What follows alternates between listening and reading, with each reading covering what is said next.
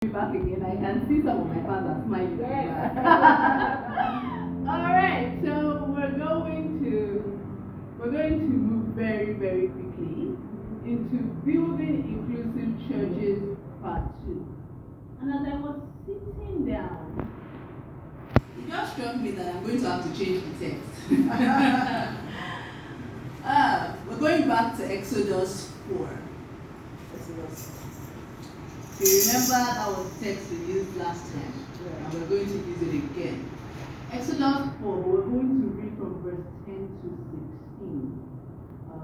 So when Moses pleaded with the Lord, "Oh Lord, I'm just not a good speaker. I have never been, and I'm not now, even after you have spoken to me. I'm clumsy with words. Who makes mouths?" The Lord asked him. "Who makes people so they can speak or not speak, hear or not hear, see or not see? Is it not I, the Lord? Now go and do as I have told you. I will help you speak well, and I will tell you what to say." But Moses again pleaded, "Lord, please send someone else." Then the Lord became angry with Moses. "All right," he said. "What about your brother Aaron the Levite? He's a good speaker. And look, he is on his way to reach you now. And when he sees you, he will be very glad. You will talk to him, giving him the words to say. I will help both of you speak to him, and I will tell you what. Aaron will be your spokesman to the people, and you will be as God to him. Thank you very much." Isn't that interesting? And I remember that we had this conversation and I asked the question last time. I said, if Moses showed up as the pastor of the church, what's smiling? Would we accept him as a pastor? I mean, this is a guy who stutters, cannot speak clearly. One sentence is taking 10 minutes. Does that seem like pastor material to us? Doesn't, right? Especially Baptist. Especially in the Baptist church. Doesn't seem like pastor material, doesn't it, right? Doesn't seem like God cared, though. Because as I sat there and I read that passage again, the first thing that struck me was even Moses himself disqualified himself. Moses looked at his own disability and said, "God, maybe you should send someone else." But God said, "You know what? Nah. I will send you help, but I will still send you." You know, if you couldn't have cost God anything to replace Moses with Aaron. When you think about it. I mean, God could have easily just given the job to Aaron. Because, I mean, he was a good speaker, he was even older, But God didn't do that.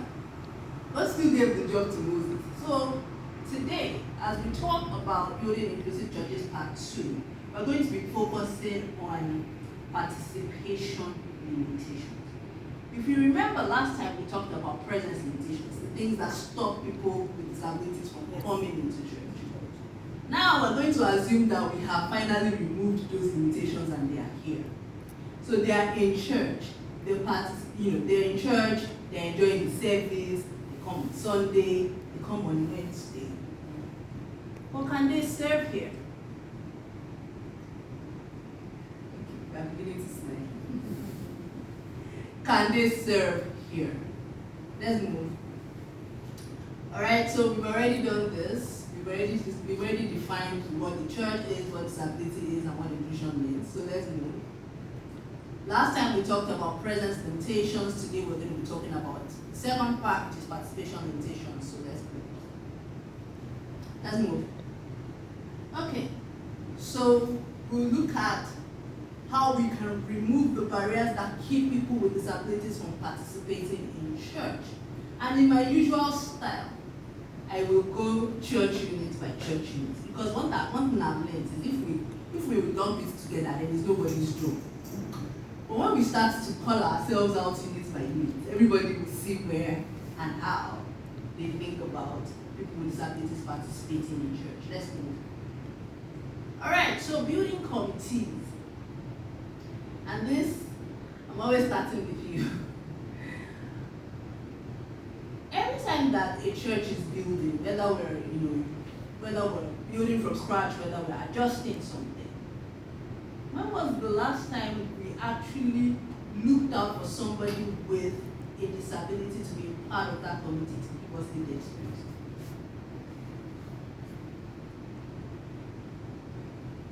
One of the reasons is probably because, and it's not because they don't exist in our churches, they do. Because I remember that last time when I was here, people gave many examples of the elderly, So they're there. But are we actually listening to them? Are we actively seeking out their input as we build?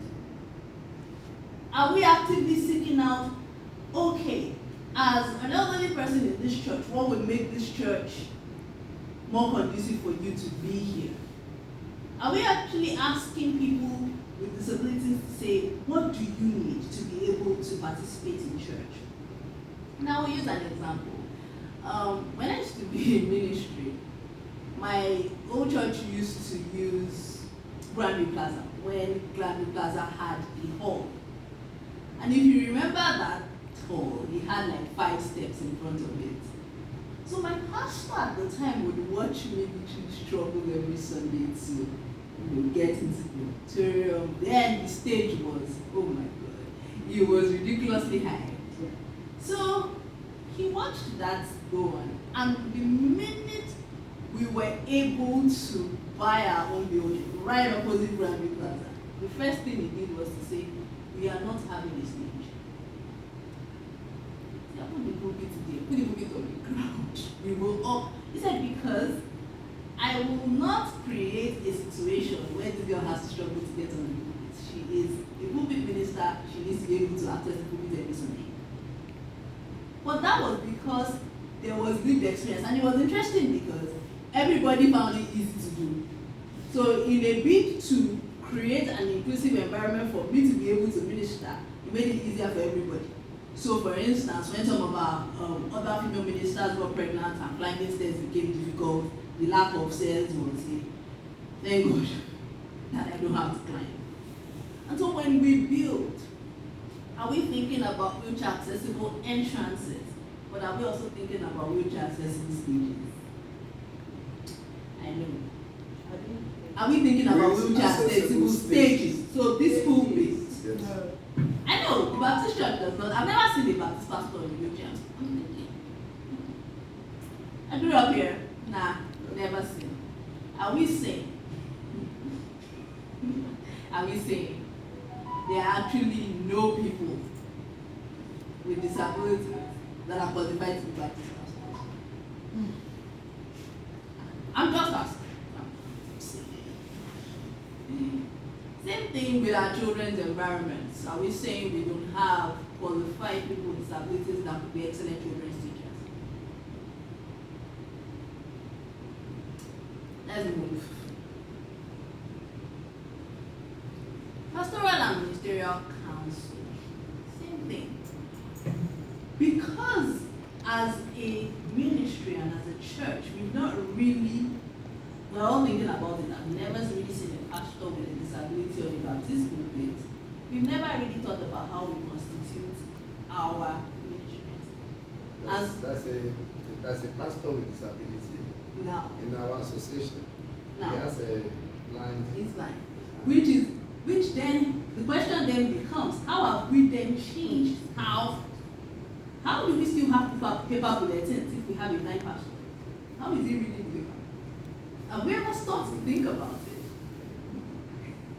Because it's pastors that make these decisions now, all these bulletin decisions, and if there's something about teacher does, we print bulletins every Sunday. We have a blind pastor. How is he reading it? Have you ever asked? Have you ever been curious? And that's how we need to think, because yes, he's a pastor, but does he really have access to all of the papers that we are passing around every Sunday? And all of the things that we're putting on the screen and we're saying, everybody look up.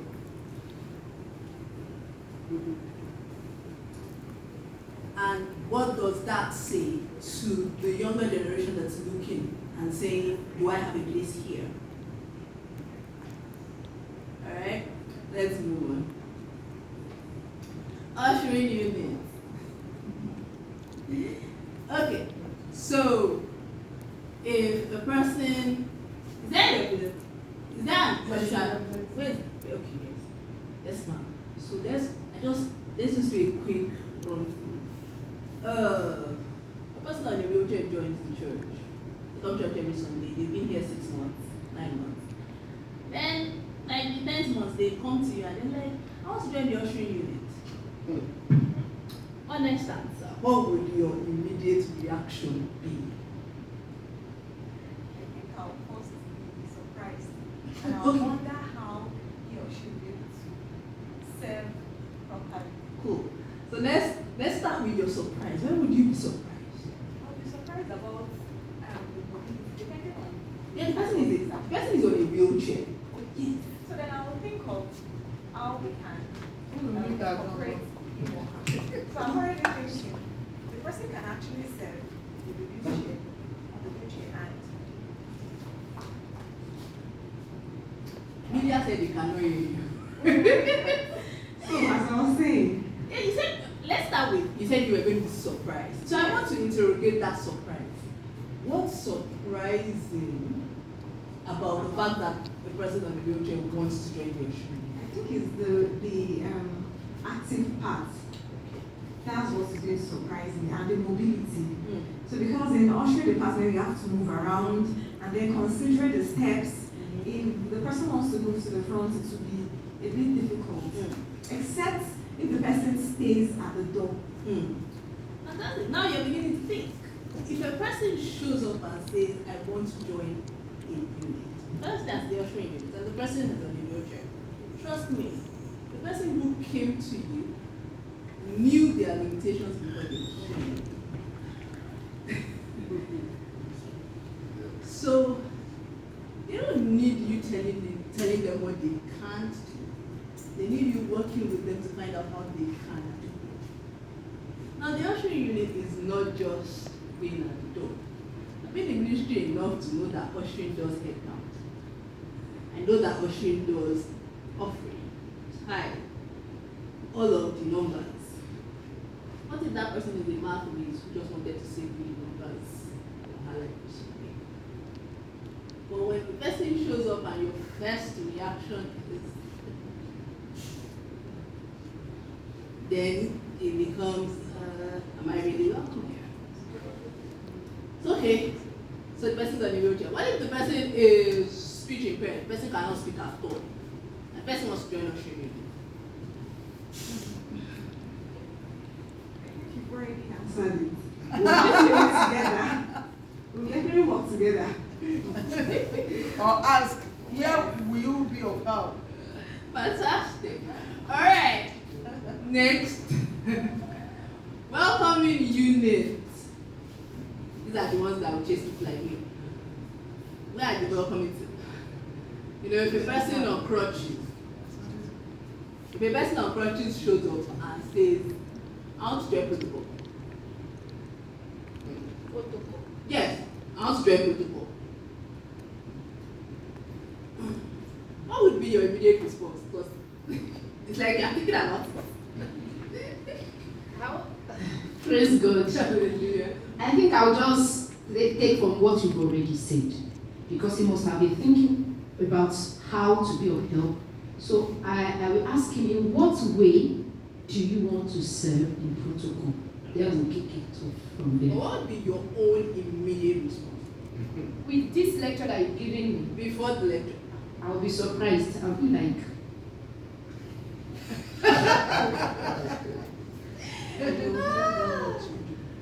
and in case so that we know that you cannot do it. Right.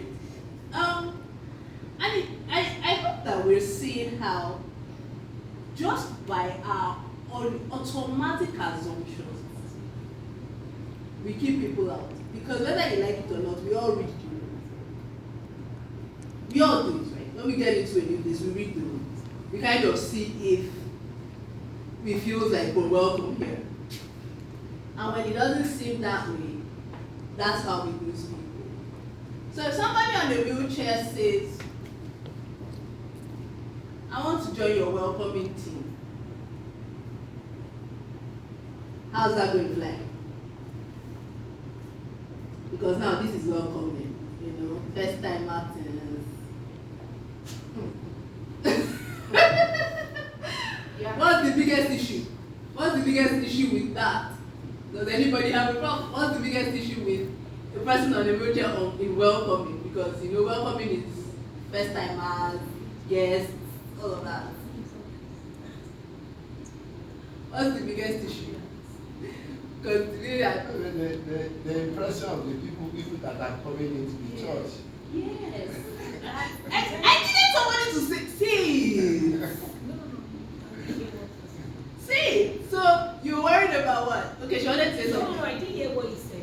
Oh, That's okay, the impression of people that are coming into the church. What did I just tell you? Like, how would the people coming in Welcome. How did they receive the welcome? how would the people coming in receive the welcome? Did you want to say something, ma'am? Yes, because I'm thinking in the line of project management. Yes, ma'am. There's something that we talk about assigning roles. So sometimes you might not even be about the person's ability or disability. Sometimes we look at I love the fact that you started with interest. Because that comes before any other thing, before you start. Yeah. So once the person is interested, you can then begin to say, okay, is the person now fit or not? So for me, you said before this lecture, Yeah. I would think no. Okay. No. All right. Let's look for where you can.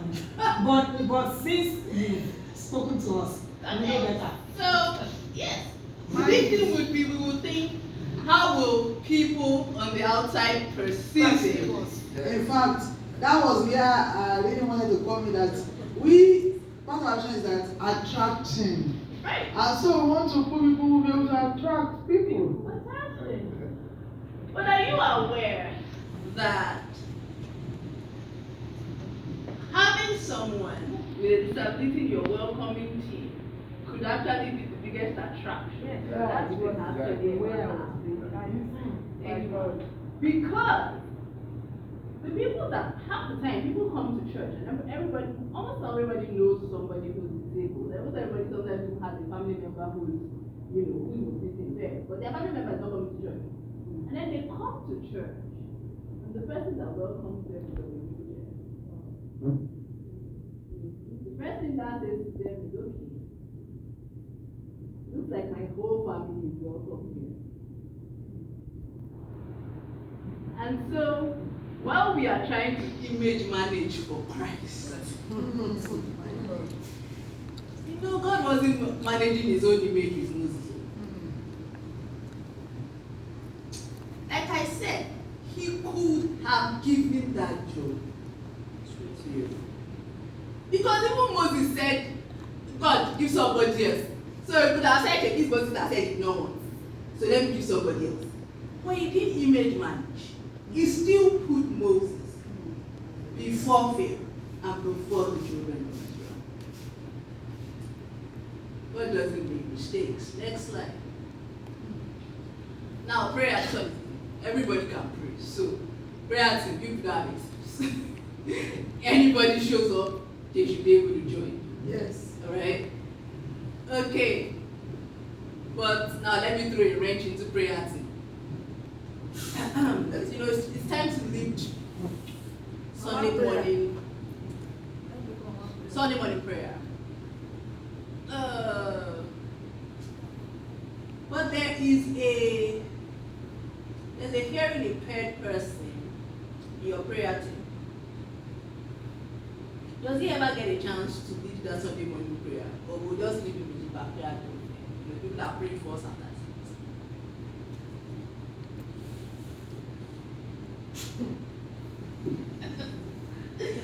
It's a question. And if the answer is no, the question is why. Are we still focused on image management? Or consciously that we're losing out on what people have to offer the body of Christ? Next slide. Instrumentalist. This one is another anybody can join unit. Whether they're blind, look, my blind colleagues are the most prolific at balancing sound that I have ever. They are the most prolific sound balancer. And maybe, I don't know, maybe because they can't see, I don't know what it is, but man, those guys can balance sound. So, anybody that commits to getting trained should be able to join our instrumentalists. Next slide. Power and sound, same thing. If somebody shows up and says they want to join the power and sound team, it's not our job to tell them they can't based on our perception of their abilities or disabilities. It's our job to help them find out how. Next. Worship team. This one. It's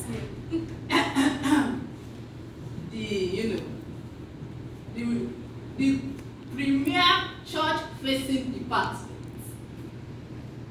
How would it look like if you have like a few visually impaired people, a few people with crutches, and a few people with wheelchair who show up and say, I like your choir and I want to join. Sir, as you are the MD, sir, how would we manage that situation? Thank you very much. So let's start with what your initial reaction would be. Well, for me, if a visually impaired person comes that he or she wants to join, to me it's no barrier. Fantastic. Because we have in music, we have the classical music that has to do with scored songs. Now I know if you are visually impaired, you might not be able to read the notes. But there are other aspects of music that you can do. That you don't even need the staff and everyone. You can just sing by.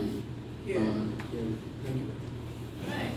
So, what happens to the people like me who are on wheelchairs, use crutches, but they want to join the choir? What's the plan? How would we do that?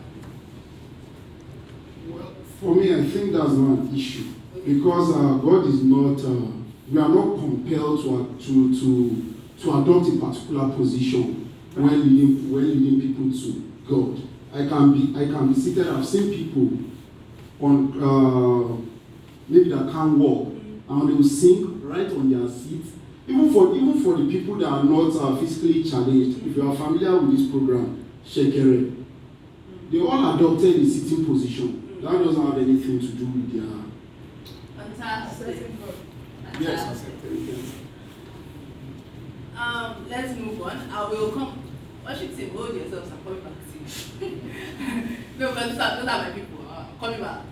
Drama team. Anyone can find a place on the drama team. Mobility aids and appliances can be worked into drama. So anyone can find a place on the drama team. So it's up to us. It's how we think about it. I know that automatically you would look at somebody with disability and be like, how are you going to be able to? But yeah, it's how we work it into what we're doing. Next. And then Bible study and discipleship. Yeah, these are another church facing department. So how would we deal with it? If a person with a disability is your Bible study teacher, you have a problem. And do you think that the judge would have a problem with it? I ask because I personally had that issue. I thought Bible study for Muslim decade across churches, across countries.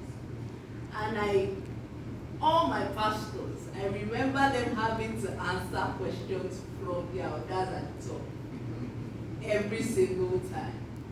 Because it was Bible study, I was church facing, we would come in on a Tuesday, and I was in front of the church, coming on a Sunday, I was in front of the class. So sometimes the other dogs would come and then they notice. And looking at what's going on here. So they're calling my pastors like, explain yourself. And I had the pastor would say, that's my best Sunday school teacher. I don't know what you are talking about. If she has to say, whatever she has to do, just to sit down, she teach that class. If she has to start, she's teaching that class. But it was problematic for some people. And the question I wonder is why?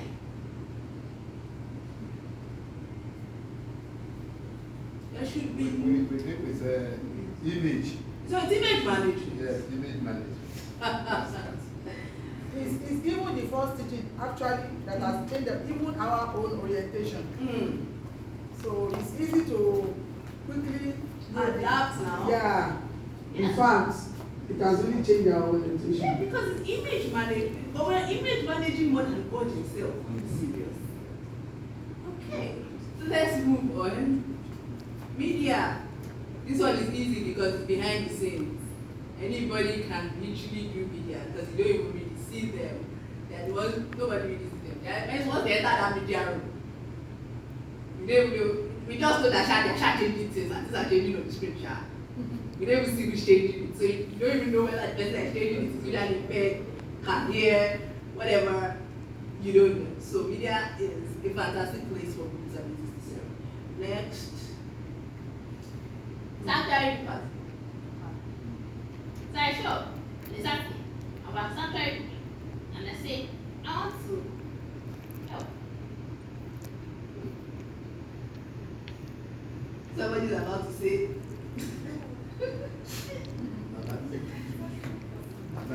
it's possible. Yeah, it's possible. It's possible. Okay, now I'm going to see how it's possible. But you know that originally you'd stop and be like, it's not going to add more to my problem that I help you solve it. Okay. Alright. Yes, sir. What type of disability are we talking about here? Anyone. Because there are so many aids now that can help people. It depends on which chair. Yeah. You can hold the chair forward. In his house, does not keep his house. He does. Exactly. He cleans toilets in his house. He cleans the floor and all that. So Exactly. he can still do it. Fantastic. It's just a matter of the mindset. Thank you, If the sir. person is willing, God can give you the enablement. Fantastic. That's what I do. Thank you so much, sir. And that's the biggest takeaway for today. When people come into church, if they are willing, it is not for us to tell them that they can't. It is for us to say, how can I help you do this? Alright? No matter the unit, no matter the service point, it is always to say, how can I help you do it? Not get out of our way. Alright? Next slide. Children's ministries. I feel like this is one place that we lose out on amazing people with disabilities who can serve here. I've met so many educators with disabilities who act like, sometimes I'm going to approach them like, why don't you serve in your children's church? And then you would see they don't want people like us there. And I'm thinking, really? Like, your church is missing out.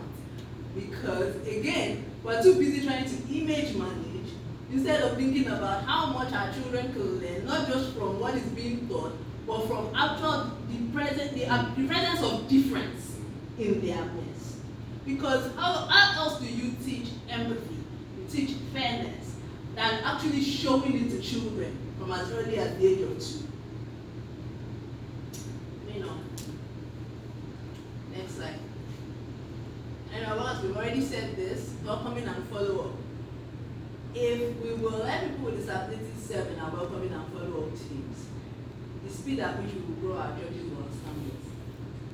Because when people show up, I saw this actually in my own experience multiple times.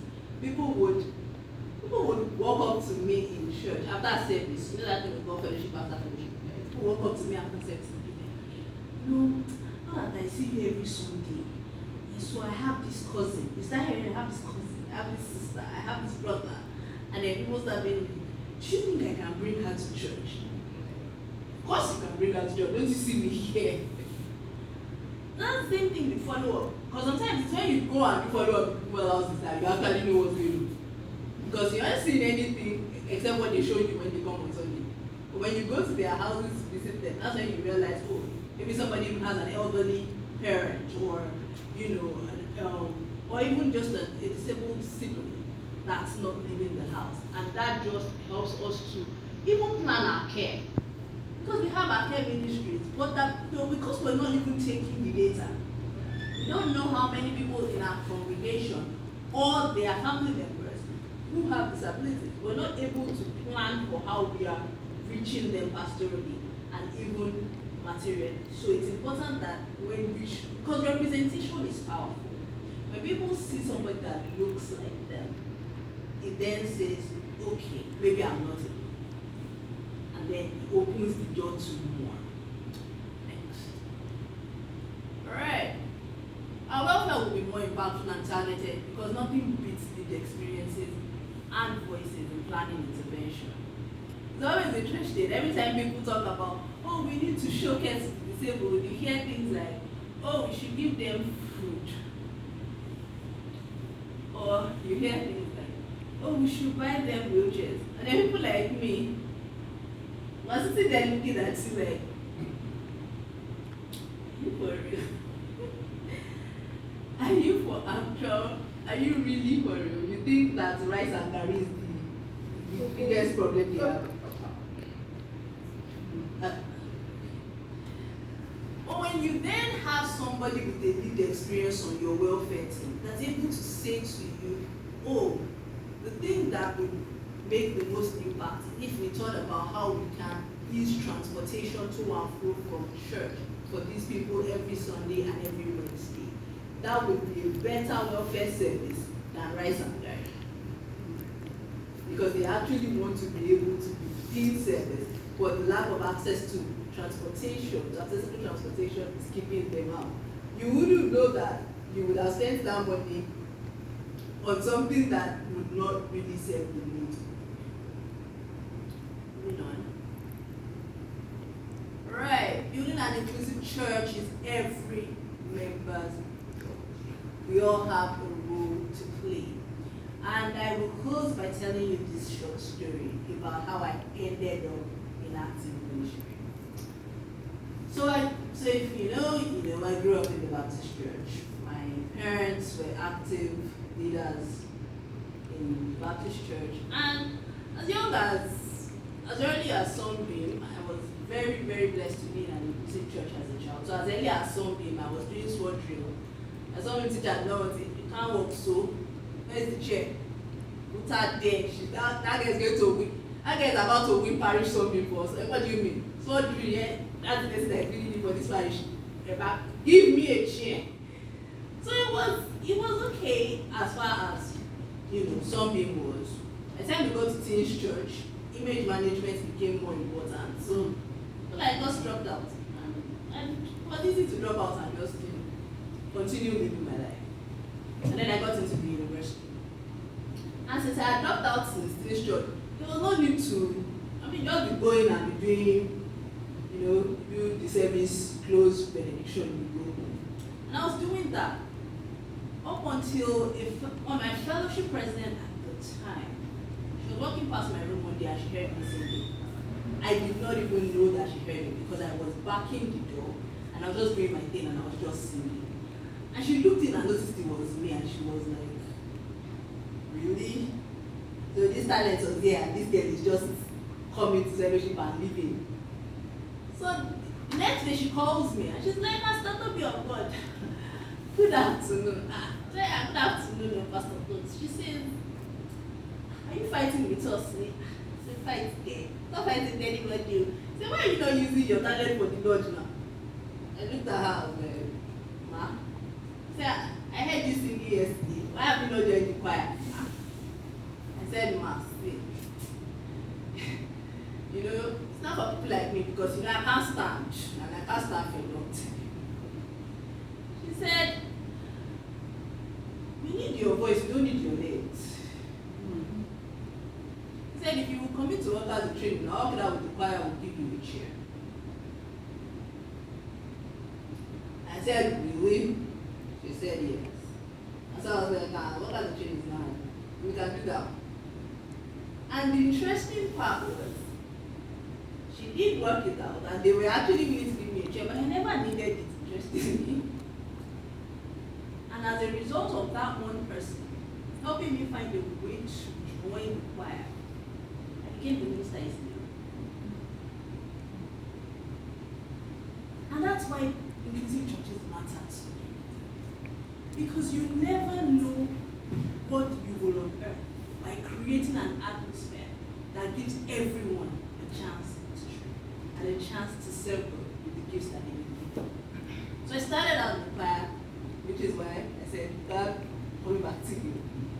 There are so many opportunities for you to be the people who actually show others how to do it, show the rest of the church how to do it. Because it was because I was already in the choir and doing excellent in the choir, when I moved out and said, I'm joining, no, in short, I didn't move out. They poached me from teaching.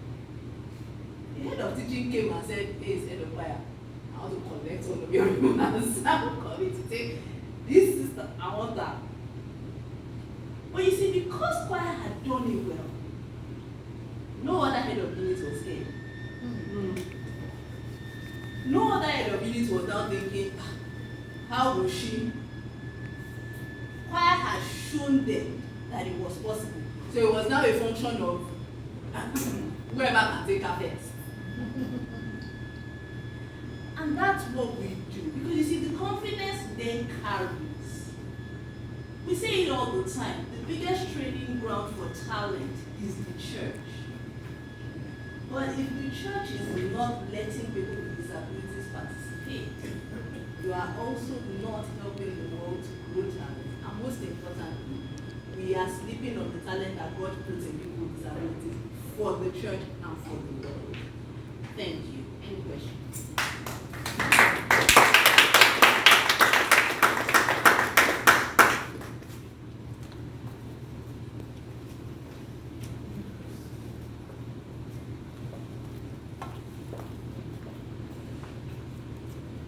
Let's have our question. It has become. Thank you so much, Sister Tobiloba. So I don't have a question, but I remember someone in the church last month approached my son and asked him to join the ushering department. So as we were going home, he asked me, he said, Mama, are men part of ushers in this church? So I said, what do you mean? That who says a man cannot be? He said, no, that he knows men can be usher, but in this church, he has never seen a man who is, and that why would do you understand? So I feel like when you ended it, when you said that when they are probably waiting for someone to start doing something, and then the spiral effect, you'll be amazed how much people that have been left at home that can actually come to church and be useful. Absolutely. If one department can just take it up and do that one thing. So that's why I thought I should just mention this. Thank you very much. Thank you so much for sharing that example. I mean, and this shows that how unconsciously we just create barriers. So in the mind of this young man, as far as the Life Baptist Church is concerned, though, no man is supposed to be an usher. Ushering is the female job. They have one, but maybe because it's not tall, it's not singing. Or why? Well, that was interesting. And it's interesting to see how people think and assumptions are formed, in the minds of people. Like, oh, it's not for us. It's not for us, so let's not be there. Any other questions?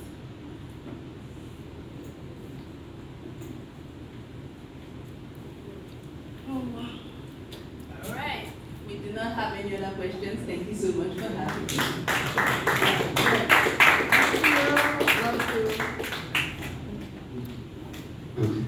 Okay, they were asked if there's any question online. There's any. Have they checked first? Yes, they've checked. There's no question online. I think to me it's an eye opener it didn't call for so much question whatsoever.